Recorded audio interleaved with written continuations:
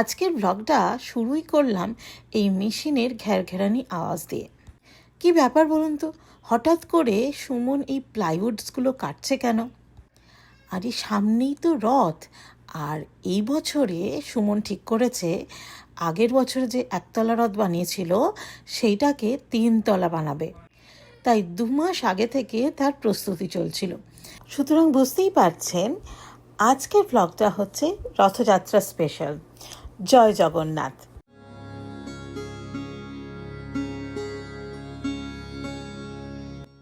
2 মাস আগে থাকতে এই রথ তৈরির কাজ আমরা শুরু করেছিলাম। আসলে হাতে সময় অনেকটাই নিয়ে করেছি, কারণ ঘরে তো একটা ছোট্ট দুষ্টু রয়েছে, তো তাকে সামলে সে ঘুমোলে তখন আমরা এই সমস্ত কাজগুলো করতাম। এবার আগের যে রথটা ছিল সেই রথটা পুরোপুরি আমরা খুলে নিয়ে তার যে 4টে খুঁটি ছিল আর পাটাতন যে 2টো মাথা আর বোর্ড হয়েছিল সেইগুলো সবগুলোই আমরা একবারে ইউজ করেছি। আর বাকি কাঠ আবার আমরা হোম ডিপোতে গিয়ে কিনে এনেছিলাম। আর এই খুঁটিগুলো আর চাকা তো আগেই ছিল। ব্যাস চলে এসছে একজন।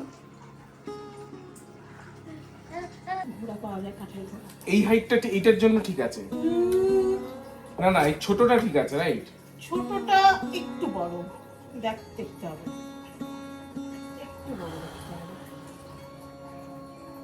একটু বড় হলে এর মাপ বেরিয়ে হয়ে যাবে। তুমি যদি সব তলার মাপ যদি একই রাখতে চাও তাহলে একরকম।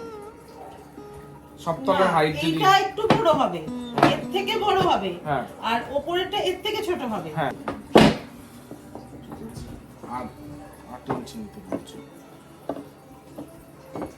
চলুন এবার আপনাদের দেখিয়ে দিই রথটা তৈরি করার পর কিরকম লাগছে।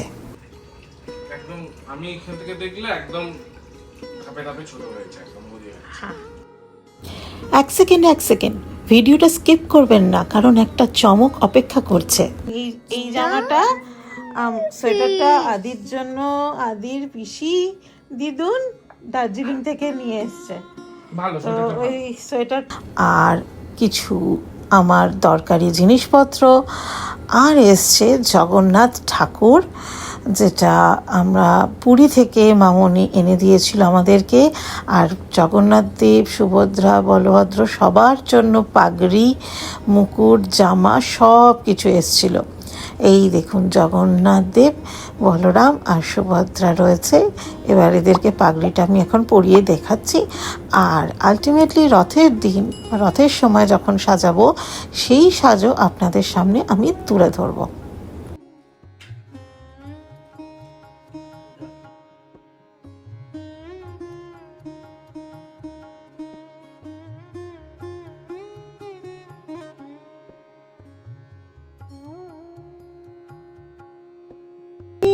তো মধ্যখানে করে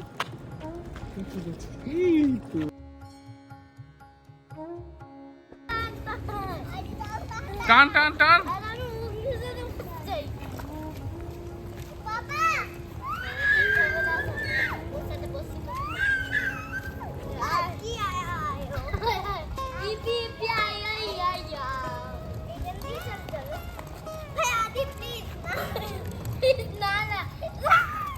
কিছু হয়নি, চলো টানো।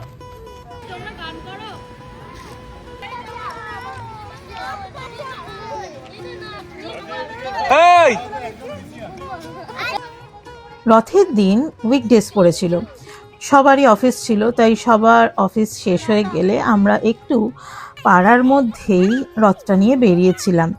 আর আদির কিছু খুদে বন্ধুও চলে এসেছিল তার সাথে রথ টানতে। বুঝতেই পারছেন সবাই কিন্তু খুব মজা পেয়েছে এই রথ টানার সময়। আর দিগন্তিকা তো একটা এলাহি আয়োজন করে ফেলেছিল ওর বাড়িতে। অ্যাকচুয়ালি দিগন্তিকা না, শালিনী, চন্দ্রিকা সবাই মিলে এই রথযাত্রা উপলক্ষে একটা ছোট্ট স্ন্যাক্স পার্টির আয়োজন করেছিল, যেখানে রথযাত্রা স্পেশাল জিলিপি, পাঁপড়, সিঙ্গাড়া সব কিছু ছিল। 2 দিন পর শনিবার আমি বাড়িতে এই রথযাত্রা উপলক্ষে সবাইকে নিমন্ত্রণ জানিয়েছিলাম, আদির ছোট্ট খুদে বন্ধুদের। আর সেই দিন সবাই মিলে তারা আনন্দ সহকারে রথ টেনেছিল। এই দেখুন তাদের কি আনন্দ, বাচ্চাদের সাথে সাথে বড়রাও বেরিয়ে পড়েছি জয় জগন্নাথ বলতে বলতে। আর তারই কিছু মুহূর্ত আজকে আপনাদের সামনে তুলে ধরলাম। যতই বিদেশের মাটিতে থাকি না কেন, আমি সচরাচর চেষ্টা করি যাতে আদি আমাদের সেই সমস্ত কালচারকে শিখুক, জানুক, যেটা আমরা শিখেছি ছোটবেলায়। আমরা এই রথের সময় কত আনন্দ হতো বলুন তো। সকালবেলা বাবা বাজার থেকে গাছ এনে দেবে, মাটির জগন্নাথ এনে দেবে, সেগুলোকে সুন্দর করে সারা দুপুর ধরে সাজানো হতো। আর বিকেলবেলা গোটা পাড়া জুড়ে সবাই রথ নিয়ে বেরিয়ে পড়লাম। আবার সব থেকে বেশি মজা লাগতো কার রথ ছোট, কার রথ বড়, কার গাছটা হয়তো বেঁকে গেছে, কার ঠাকুর পড়ে গেছে, তাই নিয়ে আমরা সবাই দৌড়চ্ছি। আর এই সময়ের সাথে সাথে যখন বয়সটাও বাড়লো, এই রথ টানাও আমাদের জীবন থেকে চলে গেল। তখন ছাদে দাঁড়িয়ে বাচ্চাদের রথ টানাটাই দেখতাম। আর আজকে ছেলের সাথে সাথে যেন আমরাও নিজের ছেলেবেলাটাকে ফিরে পেলাম। পরের বছর এই যে আরো দুটো অ্যাড হবে না? না না, পরের বছর আরো দুটো অ্যাড হবে তো। তাও রুম্পাদির মেয়ে আসেনি, তারপর রুম্পাদির মেয়ে আসেনি, আর একটা একজন বাদ গেছে। আরেকটা দড়ি বাড়াতে হবে পরের বছর। আর তলা বাড়াবে না। আচ্ছা, এখানে একটা কথা বলি, আদি যে আই লাভ পুরী জামাটা পরে আছে, সেটাও কিন্তু ওর পিসি পুরী থেকে কিনে ওর জন্য পাঠিয়ে দিয়েছিল। তাই আজকে ওকে ওই জামাটাই পরিয়ে দিয়েছি। আই দাঁড়া, চ চ চ সিম্বা চ, রথ টানবি চ। ওই যে আরেকটা দিয়ে ডান। ওই টেনে না। ছোটরা রথ টেনে টেনে ক্লান্ত হয়ে গেছে, এবার বড়দের পালা। আমি আর সৌমালি দি দুজনে মিলে এখন রথটা একটু টেনে নিচ্ছি। তারপর সবাই একে একে জয় জগন্নাথ বলে রথের দড়িতে টান দিল।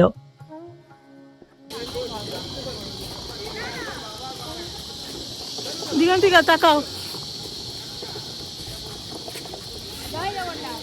জয় জগন্নাথ, জয় জগন্নাথ। ভাই গিরি গিরি, ভাই গিরি গিরি চলো। তাহলে মাধুরী টেনে না, এইদিকে চললে।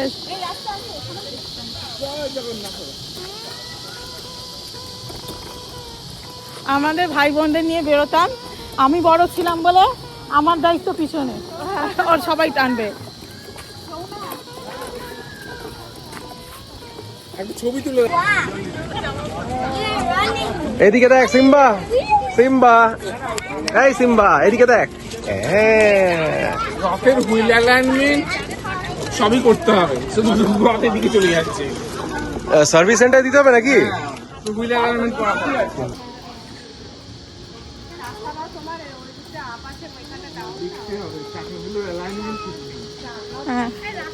বলছি কোথায় নিয়ে যাবে, হন্ডা না টয়োটাতে? সার্ভিস। দেখতে দেখতে সূর্যি মামা অস্ত যাচ্ছেন, দিনের আলো কমে আসছে। তাই আর বেশি দেরি করলাম না, এইটাই লাস্ট চক্কর দিয়ে এবারের মতো রথ টানা সমাপ্তি ঘটালাম। আসছে বছর আবার হবে। আর আপনারাও দেখলেন প্রবাসে থেকে আমরা বাঙালিরা যে কজন আছি ছোট ছোট বাচ্চাদের নিয়ে কিভাবে আমরা এখানে আমাদের কালচার, আমাদের রুট সব কিছুকেই এগিয়ে নিয়ে যাওয়ার চেষ্টা করছি। আশা করছি আজকের ভিডিওটা আপনাদের ভালো লাগবে। সবাই পাশে থাকবেন যেভাবে আমার পাশে ছিলেন। জগন্নাথ দেব সবার মঙ্গল করুন, সবাইকে সুস্থ রাখুন, এই কামনা করে আজকের ব্লগটা আমি এখানেই এন্ড করছি। আজকের ব্লগটা কেমন লাগলো অবশ্যই কমেন্ট বক্সে জানাতে ভুলবেন না। আর যারা নতুন আমার ব্লগটা দেখছেন তাদের আমার ব্লগটা ভালো লাগলে অবশ্যই সাবস্ক্রাইব করবেন, লাইক বাটনটা প্রেস করবেন আর বেল বাটনটা অবশ্যই প্রেস করবেন।